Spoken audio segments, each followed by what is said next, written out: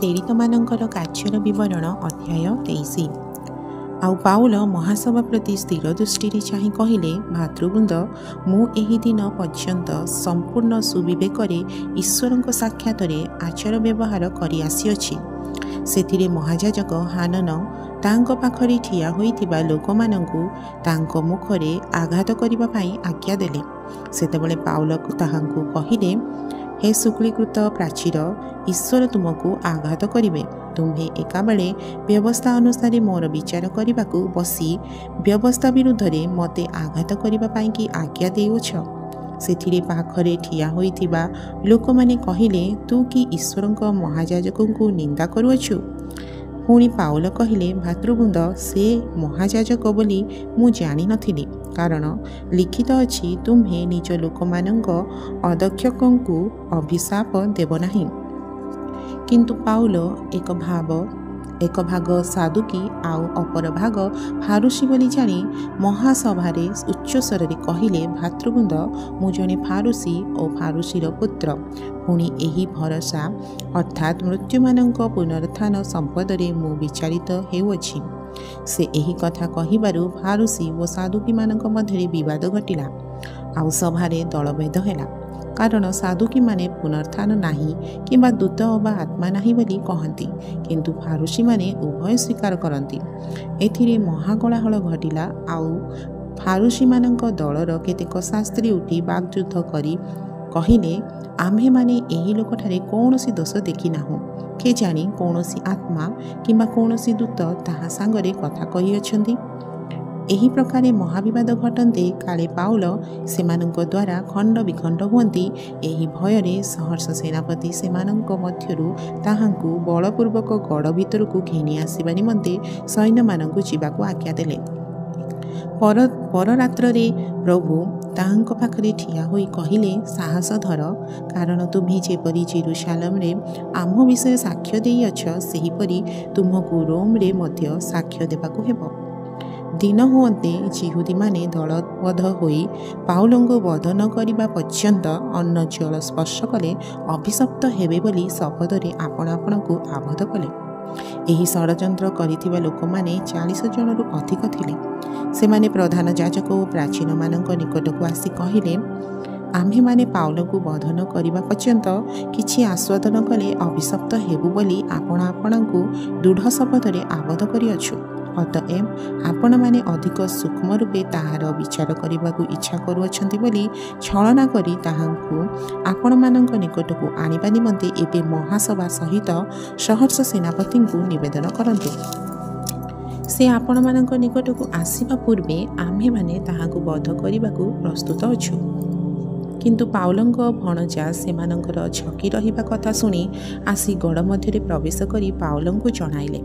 ସେଥିରେ ପାଉଲ ଜଣେ ଶତ ସେନାପତିଙ୍କୁ ଡାକି କହିଲେ, ଏହି ଯୁବାକୁ ସହର୍ଷ ସେନାପତିଙ୍କ ନିକଟକୁ ଘେନି ଯାଆନ୍ତୁ, କାରଣ ତାହାକୁ ଜଣାଇବା ନିମନ୍ତେ ଏହାର କିଛି କଥା ଅଛି। ତେଣୁ ସେ ତାହାକୁ ସହର୍ଷ ସେନାପତିଙ୍କ ନିକଟକୁ ଘେନି ଯାଇ କହିଲେ, ବନ୍ଦୀ ପାଉଲ ଆପଣା ନିକଟକୁ ମୋତେ ଡାକି ଆପଣଙ୍କ ପାଖକୁ ଏହି ଯୁବାକୁ ଘେନି ଆସିବା ନିମନ୍ତେ ଅନୁରୋଧ କଲା। ଆପଣଙ୍କୁ କହିବା ନିମନ୍ତେ ଏହାର କିଛି କଥା ଅଛି। ସହର୍ଷ ସେନାପତି ତାହାର ହାତ ଧରି ତାହାକୁ ନିର୍ଜନକୁ ଘେନି ଯାଇ ପଚାରିଲେ, ମୋତେ ଜଣାଇବା ନିମନ୍ତେ ତୁମର କ'ଣ ଅଛି? ସେ କହିଲା, ପାଉଲଙ୍କ ବିଷୟରେ ଅଧିକ ସୂକ୍ଷ୍ମ ରୂପେ ଅନୁସନ୍ଧାନ କରିବା ଛଳରେ ଯିହୁଦୀମାନେ ତାହାଙ୍କୁ କାଲି ମହାସଭା ନିକଟକୁ ଆଣିବା ନିମନ୍ତେ ଆପଣଙ୍କୁ ଅନୁରୋଧ କରିବା ପାଇଁ ଏକମତ ହୋଇଅଛନ୍ତି। ଏଣୁ ଆପଣ ସେମାନଙ୍କ କଥାରେ ସମ୍ମତ ହେବେ ନାହିଁ, କାରଣ ତାହାଙ୍କୁ ବଧ ନ କରିବା ପର୍ଯ୍ୟନ୍ତ ଅନ୍ନ ଜଳ ସ୍ପର୍ଶ କଲେ ଅଭିଶପ୍ତ ହେବେ ବୋଲି ଆପଣ ଆପଣଙ୍କୁ ଶପଥରେ ଆବଦ୍ଧ କରି 40 ଜଣରୁ ଅଧିକ ଲୋକ ତାହାଙ୍କୁ ଛକି ରହିଅଛନ୍ତି। ଆଉ ଏବେ ସେମାନେ ଆପଣଙ୍କଠାରୁ ଅନୁମତି ପାଇବା ନିମନ୍ତେ ଅପେକ୍ଷା କରି ପ୍ରସ୍ତୁତ ହୋଇ ରହିଅଛନ୍ତି। ସେଥିରେ ସହର୍ଷ ସେନାପତି ସେହି ଯୁବାକୁ ବିଦାୟ ଦେଇ ତାହାକୁ ଆଜ୍ଞା କଲେ, ତୁମେ ଯେ ଏହି ସମସ୍ତ କଥା ମୋତେ ଜଣାଇଅଛ, ତାହା କାହାକୁ କହିବ ନାହିଁ। ପରେ ସେ 2 ଜଣ ଶତ ସେନାପତିଙ୍କୁ ଡାକି କହିଲେ, କାଇସରିଆ ପର୍ଯ୍ୟନ୍ତ ଯିବା ନିମନ୍ତେ ରାତ୍ର 3 ଘଣ୍ଟିକା ସମୟରେ 200 ସୈନ୍ୟ, 70 ଜଣ ଅଶ୍ୱାରୋହୀ ଓ 200 ବର୍ଷାଧାରୀଙ୍କୁ ପ୍ରସ୍ତୁତ କର। ପୁଣି ସେମାନେ ଯେପରି ପାଉଲକୁ ବାହନ ଉପରେ ବସାଇ ଶାସନକର୍ତ୍ତା ଫେଲିକସ୍ଙ୍କ ନିକଟକୁ ନିରାପଦରେ ଘେନି ଯାଆନ୍ତି। ଏଥିପାଇଁ ତାହା ଆୟୋଜନ କରିବା ନିମନ୍ତେ ସେ ଆଜ୍ଞା ଦେଲେ। ଆଉ ସେ ଏହି ପ୍ରକାର ଗୋଟିଏ ପତ୍ର ଲେଖିଲେ, ମହାମହିମ ଶାସନକର୍ତ୍ତା ଫେଲିକସ୍କୁ କ୍ଲାଉଦିୟ ଲୁସିଆଙ୍କର ନମସ୍କାର। ଯିହୁଦୀମାନେ ଏହି ଲୋକକୁ ଧରି ବଧ କରିବାକୁ ଯାଉଥିବା ସମୟରେ ମୁଁ ସୈନ୍ୟମାନଙ୍କ ସହିତ ଯାଇ ସେ ଜଣେ ରୋମିଓ ବୋଲି ଜ୍ଞାତ ହୋଇ ଏହାକୁ ଉଦ୍ଧାର କଲି। କେଉଁ କାରଣରୁ ସେମାନେ ଏହାର ବିରୁଦ୍ଧରେ ଦୋଷାରୋପ କରୁଅଛନ୍ତି ତାହା ଜାଣିବାକୁ ଇଚ୍ଛା କରି ମୁଁ ଏହାକୁ ସେମାନଙ୍କର ମହାସଭା ନିକଟକୁ ଘେନିଗଲି। ପ୍ରାଣଦଣ୍ଡ ଓ ବନ୍ଧନଯୋଗ୍ୟ କୌଣସି ବିଷୟ ଏହାର ବିରୁଦ୍ଧରେ ଅଭିଯୋଗ କରା ନ ଯାଇ ସେମାନଙ୍କର ବ୍ୟବସ୍ଥା ସମ୍ବନ୍ଧୀୟ ବିବାଦ ବିଷୟରେ ଅଭିଯୋଗ କରାଯାଉଅଛି ବୋଲି ମୁଁ ବୁଝିଲି। ଏହି ଲୋକ ବିରୁଦ୍ଧରେ ଷଡ଼ଯନ୍ତ୍ର ହେବ ବୋଲି ମୋତେ ସମ୍ବାଦ ଦିଆଯିବାରୁ ମୁଁ ଏହାକୁ ଅବିଳମ୍ବରେ ଆପଣଙ୍କ ନିକଟକୁ ପ୍ରେରଣ କଲି। ଏହାର ଅଭିଯୋଗକାରୀମାନଙ୍କୁ ମଧ୍ୟ ଆପଣଙ୍କ ଛାମୁରେ ଏହା ବିରୁଦ୍ଧରେ ସାକ୍ଷ୍ୟ ଦେବାକୁ ଆଜ୍ଞା ଦେଲି। ସେଥିରେ ସୈନ୍ୟମାନେ ପ୍ରାପ୍ତ ଆଦେଶ ଅନୁସାରେ ପାଉଲଙ୍କୁ ଘେନି ରାତ୍ରି କାଳରେ ତାହାଙ୍କୁ ଅନ୍ତିପ୍ରାନ୍ତିକୁ ଆଣିଲେ। ପରଦିନ ସେମାନେ ଅଶ୍ୱାରୋହୀମାନଙ୍କୁ ତାଙ୍କ ସାଙ୍ଗରେ ଯିବା ପାଇଁ ଛାଡ଼ିଦେଇ ଗଡ଼କୁ ବାହାରିଗଲେ।